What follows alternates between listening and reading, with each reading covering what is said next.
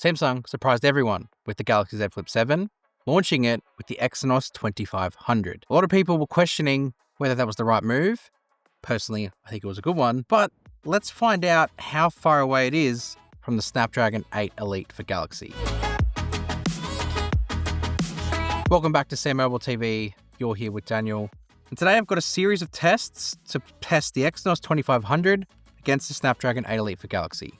I just want to see how far apart they actually are in some of the stuff you might do every day. So I'm going to do a Geekbench just for performance ceiling. And then I'm actually going to do stuff that you might use, whether that be video exporting, log video correction, and some Galaxy AI features as well. So let's just go straight into Geekbench because that will be the one that will just kick us off with what this device has as far as its ceiling of performance. So let me find Geekbench 6. And we've got CPU and then a GPU one to do as well. Okay, let's just go run CPU benchmark. And this is going to run itself along. As it's starting, I'll just talk about why I think Exynos isn't actually a bad move, particularly for the Flip. Samsung, I guess in some ways, have to try and rely on their own manufacturing process. So the fact that they do have a semiconductor fabrication system in place means that they probably should use it. It's been really difficult as of late because the Snapdragon performance has just been so much better. So TMRO, to his credit, has authorized the use of Snapdragon in pretty much their entire lineup, especially the flagship end. But that would be silly to just rely exclusively on Snapdragon because then prices could get too high. So Samsung also need to balance that out with Exynos. And if Exynos can output similar performance and be a lot cheaper, that could balance the price out of the range, meaning that Samsung don't necessarily have to always increase prices due to increasing costs. So Exynos in the Flip is perfect because the Flip customer, or at least the target Flip customer, isn't too interested in what's inside their phone. They just want to look at it from its aesthetic. So that's why I think for a Flip, Exynos makes sense. Anyway, from a performance standpoint, that is what we will find out. So let's let this run through and then you'll see the results.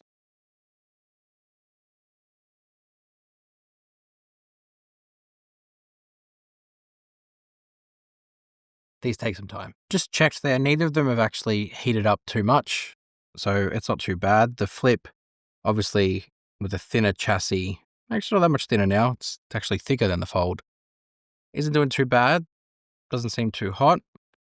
And then let's just check the Fold out. You can feel it warm, but it's not hot to touch at all. It's just like lukewarm. Anyway, the Fold is clearly running through this a little bit faster. So I'll be curious to see what the results are at the end. Okay, Fold is done first with the Snapdragon 8 Elite for Galaxy. You can see the scores that it's got there. Multi-core 9013, single-core 2626. I don't know how this relates to some of the other results people are getting, but this is just the one that I've got on mine here. While we're waiting, we can go through the CPU information of the Snapdragon 8 Elite for Galaxy. You've got 6 cores at 3.53 gigahertz, 2 cores at 4.47. And it's an 8-core processor, obviously, if you do the math, that adds that in. Here's the Exynos. Obviously, there is quite a sizable gap there in terms of the numbers, especially in that multi-core and even in the single-core. But how does that actually equate into real usage, like the stuff that you do on your phone? Samsung have got a lot on here. Log video, which requires color correction and then exporting. You've also got Galaxy AI with audio eraser and some of the translation and also transcribing features. That's the ones I want to test specifically, the transcribing one. And then a video export at the end we'll just do just to sort of really see how it goes. So that's realistically what I want to look at. This is your ceiling though.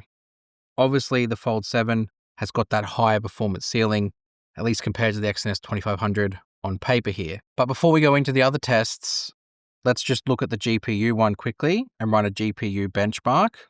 We'll do the OpenCL on both and hit run CPU, GPU, and this could take a while again. So just continue twiddling your thumbs in the comment section and we'll be back shortly. Well, this is interesting. 66% in on the Exynos 2500, 44% in on the Snapdragon 8 Elite for Galaxy. That's an interesting sort of side by side there to see that, especially as the Snapdragon has got a lot of graphical power about it, but the Exynos, at least in this test, doing okay. Okay, there's your score for the OpenCL with the GPU on the Exynos 2500. Leave that there, and this is still got a bit to go, so I'll just do a time lapse so it goes through nice and quickly. And with the magic of editing, it's done. Well, the OpenCL score is better on the Snapdragon 8 Elite for Galaxy. You can see that in the scores there, 17,705 versus 14,624. It's just interesting that this one finished first. Make of that what you will. Benchmarking is done. I really don't think that's the showcase of how a phone performs, because no one's sitting there doing benchmarks on their phone. Phones are a little bit warm, but I would hardly call it hot. It's just, again, that lukewarm. So next thing is going to be a log video export. So I got 2 log videos here, both recorded on the flip cover screen, 4K 30 log video. So it's identical. Thought I'd try and make it a bit fairer on the flip because it was recorded on this.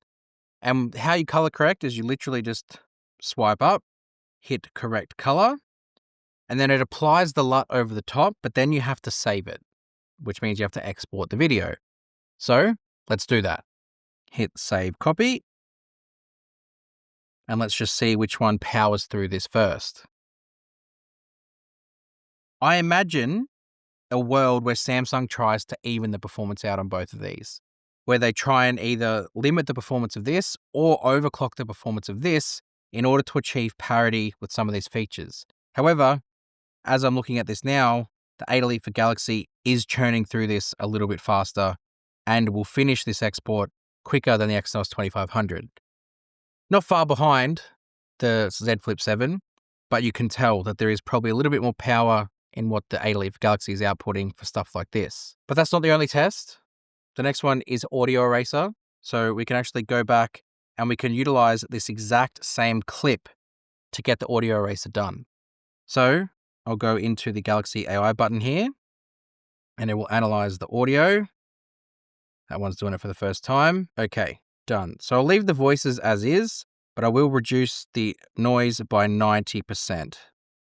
So I'll do that on both. 90. Okay, now it's just time to hit save edits and see which one does it quicker. Okay, save. Pwah. Okay, 8 Elite for Galaxy smoked through that.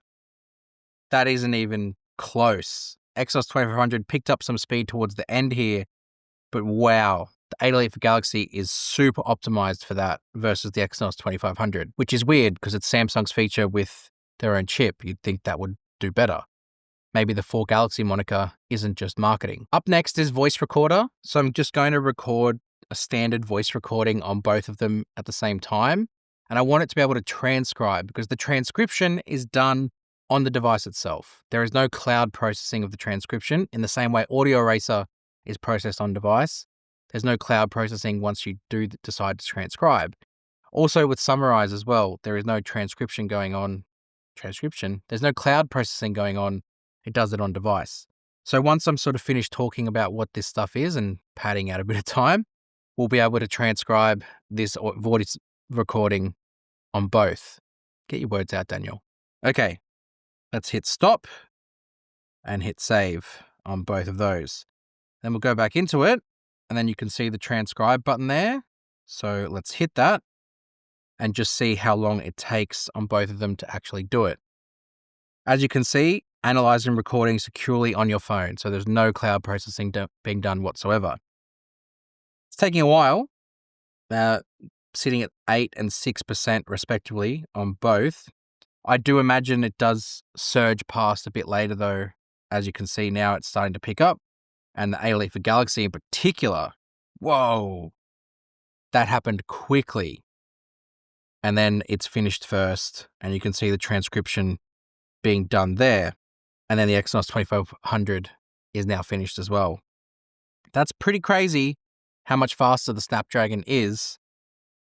And you can hit the summarize button here, and then that will summarize as well. That did it super fast.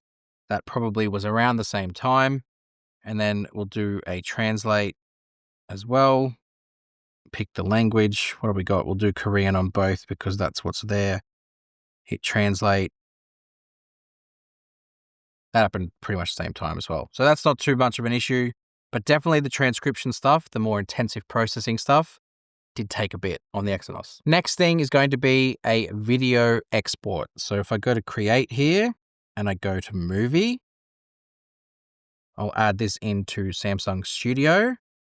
2 of the same clips next to each other. So that's fine. It just means it will be even. Hit done. No, just do that. Let's just make sure that they're both the same size and the same codec. Excellent. And then we'll just hit save movie and see which one reigns supreme. Okay, at the moment it's pretty even. There's no sort of disparity between them. Exynos, if anything, is ever so slightly ahead by like a percentage point, but I don't imagine that to last long. Oh, maybe it is. Sort of coming back at the end here and sort of surging past. Okay. Interesting. So whether that's down to the fact that this is maybe throttling a bit for heat because it's a bit of a thinner body. I don't know, they seem about the same heat to me. It didn't seem like, for some reason that was a lot smaller of a file size, 1 gig versus 1.3. That answers the question. So I dare say, had it been even with the file size, I'm not sure why that was smaller. They were the same files. We would have seen a more sort of close, if anything, the Snapdragon would have been better. So look, realistically, what this showcases is that the Flip is a little bit behind in performance. Is it miles behind though? Enough to make everyone panic? No, I don't think so. What it showcases to me is that Samsung prioritized the design and the aesthetic on the Flip this year as opposed to just raw performance output. This is still powerful enough to run Samsung DeX, and it's got all of the camera tricks, and it's got this nice new 120 Hertz cover screen that's very, very fluid when you interact with it. So I don't think you've got any issues to worry about with the Flip 7 as far as performance. It's just if you're looking for a bit more performance output, Snapdragon 8 for Galaxy with the Fold 7 does give you that little bit more. If you want to know what you can do with the Flip 7, I've got a video out there on the channel now about some of the hidden stuff that Flip 7 can do. So go check that out. Hit subscribe to SamMobile TV. Feel free to join as a member if you want early access to these videos. Go check out our website. Go find us in our socials, and we'll see you guys next time. Thanks.